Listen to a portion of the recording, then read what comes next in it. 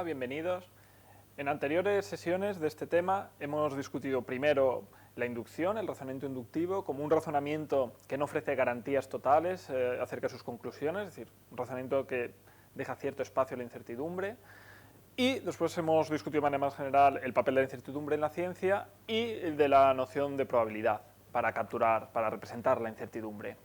En este vídeo lo que vamos a hacer es hablar de la evidencia estadística. Los razonamientos inductivos típicos de la ciencia moderna tienen forma estadística y a su vez la evidencia estadística es la evidencia más común para formar creencias o juicios probabilísticos. Así, por tanto, la evidencia científica, como ya he dicho, empírica, suele presentarse de forma estadística. ¿Qué quiere decir estadística? Estadística se refiere al análisis, procesamiento de conjuntos de datos, acerca del tipo de inferencias que podemos hacer de conjuntos de datos. La evidencia científica habitualmente consiste en grandes colecciones de datos, conjuntos de datos acerca de un objeto de estudio. Por ejemplo, todos los datos que hemos reunido en una serie de experimentos, es decir, el conjunto de resultados experimentales obtenidos en una investigación. Bueno, realizamos un experimento, realizamos una serie de medidas y todas estas medidas, todos estos resultados experimentales son los datos que conforman la evidencia de la que disponemos. Para poder extraer conclusiones relevantes a partir de un conjunto de datos empíricos, será necesario recurrir a métodos de análisis estadístico, porque esto es precisamente lo que hace la estadística, analizar y procesar conjuntos de datos, conjuntos de medidas, para ver qué resultados, qué conclusiones se pueden extraer. Bueno, ejemplos, un experimento de física subatómica en un acelerador de partículas como el CERN, pues puede involucrar miles de observaciones, por lo tanto la cantidad de datos generados, la cantidad de datos que se deben procesar estadísticamente es muy alta. Y lo mismo sucede en otras áreas de la ciencia, en estudios, por ejemplo, epidemiológicos. Los estudios epidemiológicos estándar tienen unas muestras de cientos de individuos, por lo tanto también se generan grandes cantidades de datos que habrá que analizar estadísticamente. Y en los últimos años se ha puesto de moda el término Big Data como algo ya que se aplique fuera de la ciencia, en la sociedad en general. Big Data, Data Mining, aquí la idea sería que tenemos grandes conjuntos de datos que se analizan estadísticamente con la ayuda de ordenadores. Es decir, necesitamos la ayuda de ordenadores, el poder computacional de los ordenadores, para poder analizar estos datos tan grandes, estos conjuntos tan grandes de datos. Imaginad, pues, datos, por ejemplo, que reúnen Google o otros servicios informáticos acerca de sus usuarios, cómo los analizan estadísticamente con fines comerciales, publicitarios o datos en campañas políticas, grandes datos recolectados sobre la población y sus hábitos y cómo se analizan estadísticamente para ver qué tipo de campaña política es más adecuada o menos. Bueno, o datos sobre los consumidores de una empresa y sus preferencias para ver qué tipo de estrategias comerciales ha de adoptar esa empresa. Todo este tipo de procesamiento de grandes conjuntos de datos lo que utilizarán será métodos estadísticos y en el caso de Big Data se tenderá a usar análisis estadísticos apoyados por ordenadores y su poder computacional. Podemos distinguir, al hablar de estadística, entre, por un lado, estadística descriptiva y, por otro lado, estadística inferencial. La estadística descriptiva tendría como objetivo describir las propiedades de un conjunto de datos. Es decir, tenemos un conjunto de datos, tenemos todos los datos acerca de una población y lo que queremos ver es características de esos datos, propiedades generales de esos datos. Por ejemplo, si tenemos todos los datos sobre la altura de cada estudiante de una clase, sabemos la altura de cada estudiante, pues la estadística descriptiva lo que haríamos sería calcular la frecuencia de cada altura, a la altura media o mediana de los alumnos de esa clase, la dispersión entre las alturas de los estudiantes, es decir, si todos tienen una altura parecida o tienen los datos que hemos obtenido son dispersos y bueno, llegaríamos a resultados que se pueden representar por gráficas de este tipo, con la frecuencia de cada medida o gráficas de este tipo en la que se comparan las alturas de distintas poblaciones. Pero lo que haremos entonces en estadística descriptiva, lo importante es que conocemos ya todos los datos sobre una población, sobre un conjunto de individuos, y lo que hacemos es ver las propiedades de los datos obtenidos, ver las medias, frecuencias, etcétera, etcétera. Por otro lado, tendríamos la estadística inferencial. En estadística inferencial no tendríamos toda la información sobre la población que queremos estudiar o sobre el fenómeno que queremos estudiar. Tendremos información, tendremos datos solo sobre una parte de esa población o sobre una serie de casos, que ejemplifican el fenómeno general que queremos estudiar, pero no de todos, solo de algunos. Estos casos o estos individuos de los que tenemos datos se llaman la muestra, y a partir de estos datos de una parte de la población que tenemos, lo que haremos serán inferencias para llegar a propiedades que se aplican de manera general a la población en su conjunto o al fenómeno ejemplificado por esos casos sobre los que tenemos datos. Es decir, inferencias cuyas conclusiones sean aplicables más allá de los casos sobre los que se tienen datos. Por tanto, inferencias inductivas. Por eso, como dije al principio, las inferencias inductivas en la ciencia moderna típicamente adoptan la forma de inferencias estadísticas. Es decir, inferencias en las que partimos de ciertos datos y intentamos alcanzar conclusiones que se aplican de manera general a la población a la que pertenecen esos individuos o al fenómeno general ejemplificado por esos casos. Nos vamos a centrar nosotros en el uso inferencial de la estadística. Bueno, un ejemplo que es familiar es el de las encuestas y las predicciones de voto. Aquí cuando se hace una encuesta no se pregunta a cada individuo de la población, sino simplemente a una muestra, a una parte de la población, se pregunta sus preferencias, su intención de voto, y a partir de esos datos obtenidos se realiza una inferencia, se realiza una estimación acerca del resultado de una selección, se realiza una inferencia acerca de lo que va a votar el conjunto de la población. Pues esto es una inferencia estadística, una inferencia inductiva de tipo estadístico. Los métodos inferenciales estadísticos, por tanto, parten de datos acerca de una serie de casos o individuos, que vamos a llamar la muestra, y tienen como objetivo extraer conclusiones aplicables de manera general al tipo de fenómeno, a la población estudiada. La muestra, por tanto, es un subconjunto de la población, es un subconjunto de toda la serie de datos, de casos que componen el fenómeno que queremos estudiar, es el conjunto de datos, de casos sobre los que hemos obtenido datos. Al analizar estadísticamente un conjunto de datos y hacer inferencias sobre ellos, lo que se buscará es encontrar tendencias, patrones o correlaciones entre variables de interés, es decir, correlaciones o patrones que sean aplicables de manera general, que se puedan aplicar más allá de los casos dentro de la muestra. Así, en un estudio, por ejemplo, epidemiológico, en el que estemos investigando si hay una relación entre la dieta alta en sal y la hipertensión, lo que querremos es, partiendo de unos ciertos datos estudiados, los casos que componen la muestra, ver si se puede encontrar una tendencia, una correlación entre el consumo alto de sal y el desarrollo de hipertensión a largo plazo.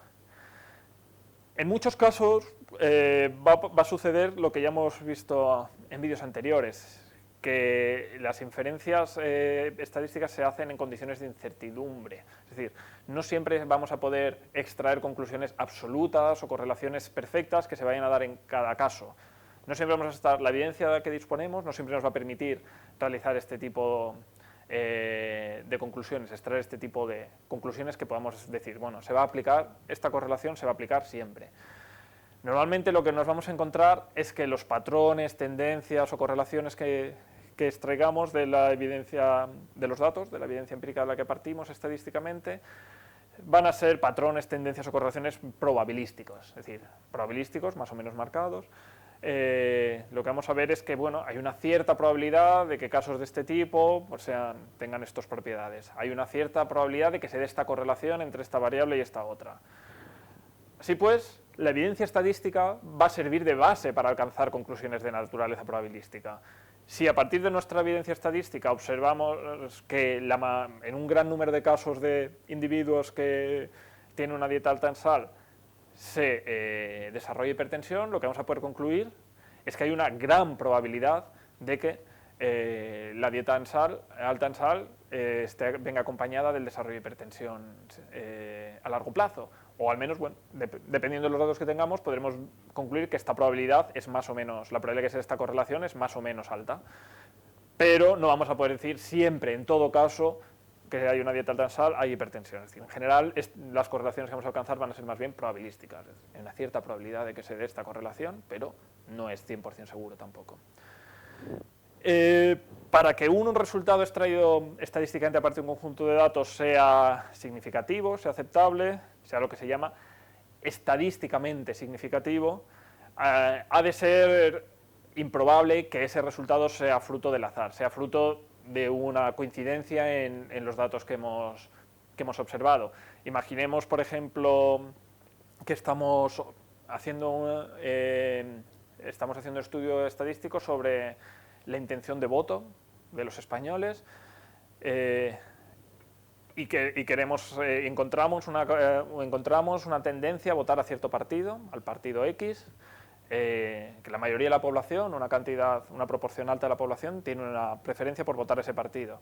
Para que este resultado sea estadísticamente significativo, tiene que ser suficientemente improbable que esta tendencia se deba al azar, a que justo hemos preguntado a una serie de personas que prefieren ese partido, pero si hemos preguntado a otras, el resultado habría sido distinto. Ha sido el azar de que, por coincidencia, hemos caído en votantes que prefieren ese partido. Cuando la muestra sea muy pequeña, es decir, cuando nos centremos en un número muy pequeño de casos, es más fácil que se den correlaciones debidas a coincidencias. Es decir, si solo preguntas a 3 votantes, pues es fácil que por coincidencia, por suerte, por azar, vayas a preguntar a 3 votantes que tienen preferencia por cierto partido y que esto no refleje las preferencias generales de la población. Sin embargo, si preguntas a muchas personas, es más fácil que las correlaciones que encuentres, las tendencias que encuentres, realmente reflejen tendencias que sean en la población en general y no meras coincidencias, meras casualidades de que has caído en casos específicos que defendían cierto partido o tenían ciertas preferencias. Otro ejemplo, si observamos solamente 2 o 3 o 4 jugadas de una ruleta rusa, que no sea defectuosa, no es demasiado improbable que por azar todos los ganadores sean pares. Es decir, con 4 jugadas, por ejemplo, es más o menos el 6% de probabilidad de que de los 4 números salgan pares. Pero de estas 4 observaciones no podemos inferir estadísticamente, hay una gran tendencia a que los ganadores sean pares. Esta tendencia, este patrón, la correlación entre ser ganador y ser par, no sería estadísticamente significativa. ¿Por qué? Porque es bastante probable que dicho resultado, que esta tendencia sea debido al azar, a que hemos caído en 4 casos justo en los que por azar han salido 4, por coincidencia han salido 4 ganadores pares. Esta conclusión, la conclusión de que los números ganadores tienden a ser pares, no reflejaría cómo funciona de manera normal, de manera general la ruleta. Si aumentamos la muestra, si miramos más casos, entonces típicamente lo que va a pasar es que veremos algunos casos pares, otros impares, y al final, estadísticamente, la probabilidad de que un ganador sea par y uno impar se va a acercar al 50%, es decir, va a ser más o menos igual de probable que gane un par que gane un impar. Si la ruleta es imparcial, está bien construida. Por tanto, este ejemplo lo que nos enseña es la importancia de usar muestras amplias que reflejen bien las propiedades de toda la población que se quiere estudiar para que los resultados alcanzados sean estadísticamente significativos. Si utilizamos una muestra muy pequeña, nuestros resultados no van a ser estadísticamente significativos, como ya he dicho, en el sentido de que las tendencias observadas pueden ser fruto del azar, fruto de la muestra concreta que hemos encontrado. Si hubiésemos buscado otra muestra sería diferente, mientras que usamos una muestra amplia, los resultados es más fácil que reflejen tendencias reales. Es decir, si usamos una muestra amplia, probablemente usar una muestra un poco diferente pero igual de amplia daría resultados parecidos.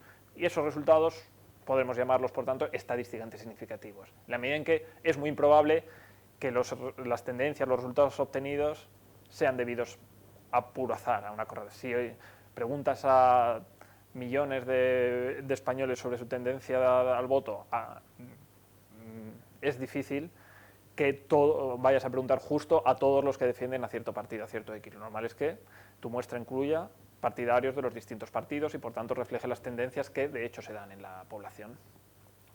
Así pues, es importante usar muestras suficientemente grandes y representativas para extraer resultados estadísticos.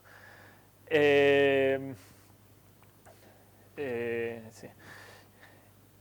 Al analizar estadísticamente un conjunto de datos, ya hemos dicho, es importante asegurarse que las conclusiones, por ejemplo, que cierta correlación existe entre 2 variables, refleje correlaciones y tendencias que realmente se dan en el objeto de estudio y que no se deban a distorsiones de nuestro análisis, distorsiones, como en el caso anterior, debidas a la muestra que hemos escogido o a nuestros métodos de análisis y de inferencias, es decir, distorsiones debidas a lo que en general vamos a llamar sesgos estadísticos. Sesgos estadísticos serían distorsiones que lo que hacen es que los resultados que alcanzamos en nuestro análisis estadístico no reflejen, no se adecúen a las propiedades que realmente tiene la población o el fenómeno estudiado.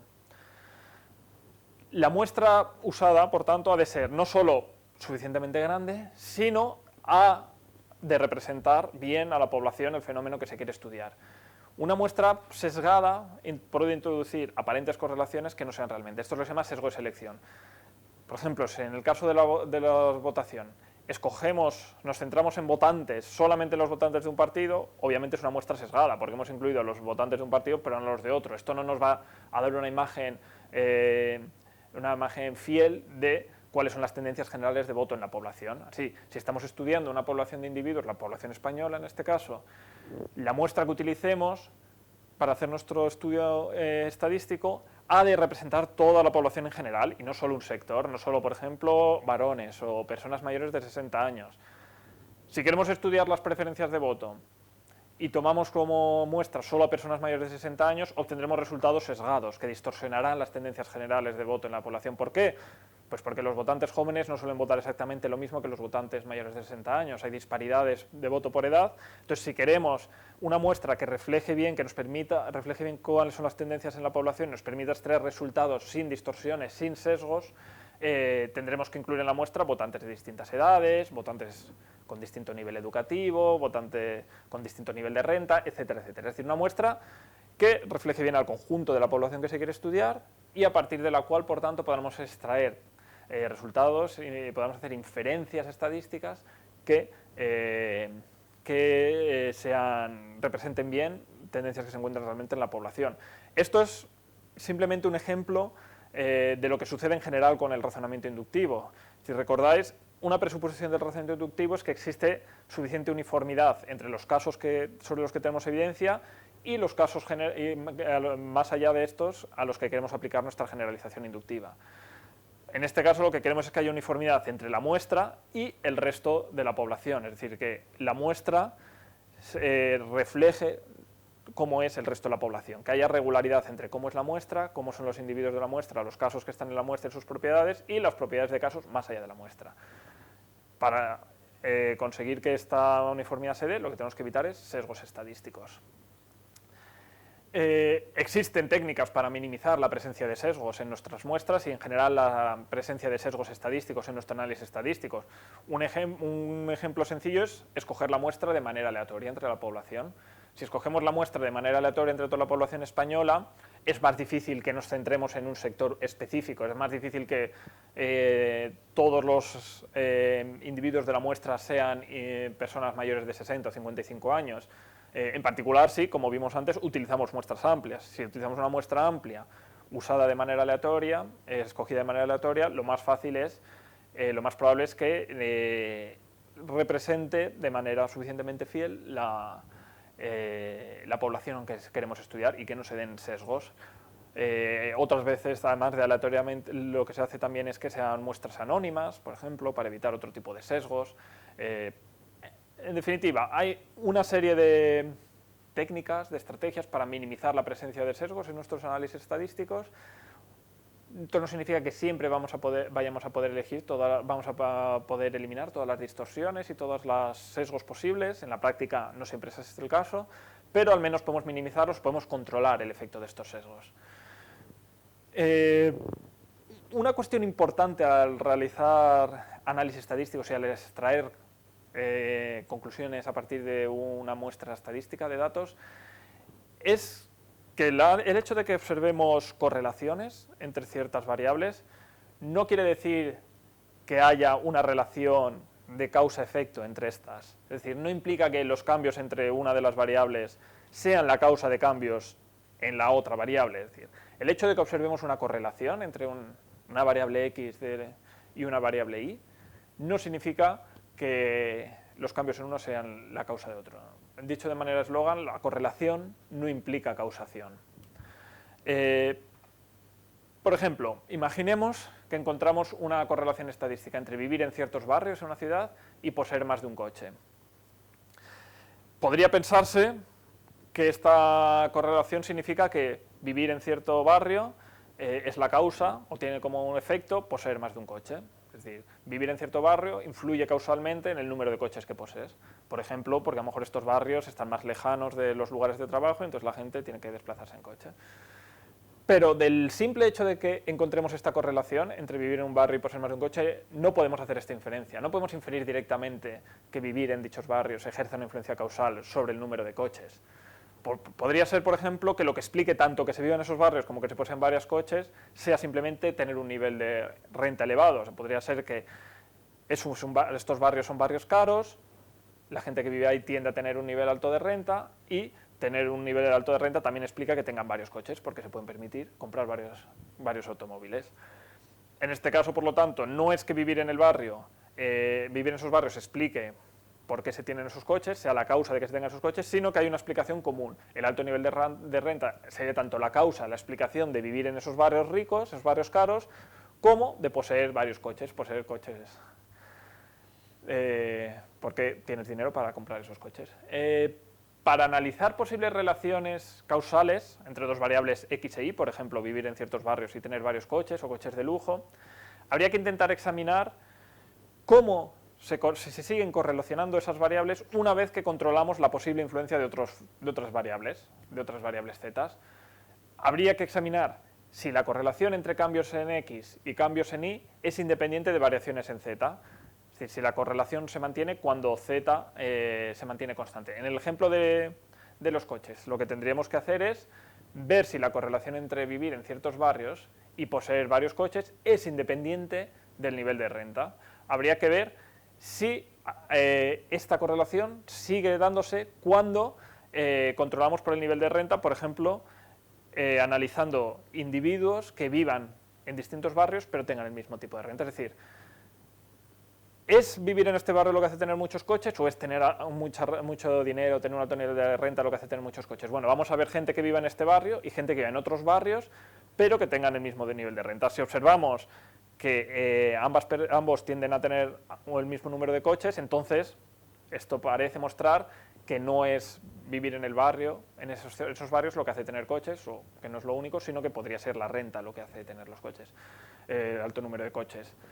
Por tanto, hay que tener cuidado al analizar datos estadísticos y al obtener meras correlaciones entre distintas variables en un análisis estadístico, y dar el salto a realizar inferencias causales, porque siempre puede haber factores que no estemos teniendo en cuenta, variables que no estemos teniendo en cuenta, que sean los que realmente están causando esa correlación. Esto tiene que ver con algo que ya vimos hablar de los experimentos, que es la idea de controlar la posible influencia de otras variables. Si recordáis, cuando hablamos de experimentos, dijimos que muchas veces lo que quieres ver es el efecto de manipular cierta variable del sistema, una variable X, ver su efecto sobre cierta variable Y, y que para ver que lo que estás observando es cómo la variable X afecta a la variable Y, lo que hay que hacer es controlar posibles efectos de otras variables Z. ¿Cómo? Controlando que esas variables Z se mantienen constantes, controlando que en tu experimento no está afectado por variaciones en esas variables Z. Así, hacemos experimentos controlados en los que se manipula X, mantienes Z constante y ves si varía o no. Estos experimentos son fuente de evidencia que te permite investigar posibles relaciones causales a partir de correlaciones. Si tú tienes una correlación entre X e Y y no sabes si esta correlación estadística se debe a que X causa Y o a que hay otro factor Z que causa tanto X como Y, pues lo que puedes hacer es un experimento controlado en el que se manipule X manteniendo Z constante y ver si una vez que mantienes Z constante Y sigue dando la correlación con variaciones en Y cuando varías X. Obviamente no en todos los casos se van a poder realizar experimentos de este tipo. Cuando no se puedan realizar experimentos, lo que tendremos que intentar es obtener evidencia que cubra casos en nuestra muestra, en los que el valor de Z se mantiene constante y lo que varían son valores de X, para ver si en esos casos se sigue dando el valor, variaciones en Y. Por ejemplo, en el caso de los barrios y el coche, tendríamos que centrarnos, como ya hemos dicho, tendríamos que buscar datos sobre personas que tengan un mismo nivel de renta, vivan en distintos barrios, en concreto algunos que vivan en los barrios en los que en general no hay tantos coches, pero que sean individuos que sí que tienen un alto nivel de renta y ver si justo esos individuos, pese a vivir en esos barrios, sí que tienen un alto número de coches.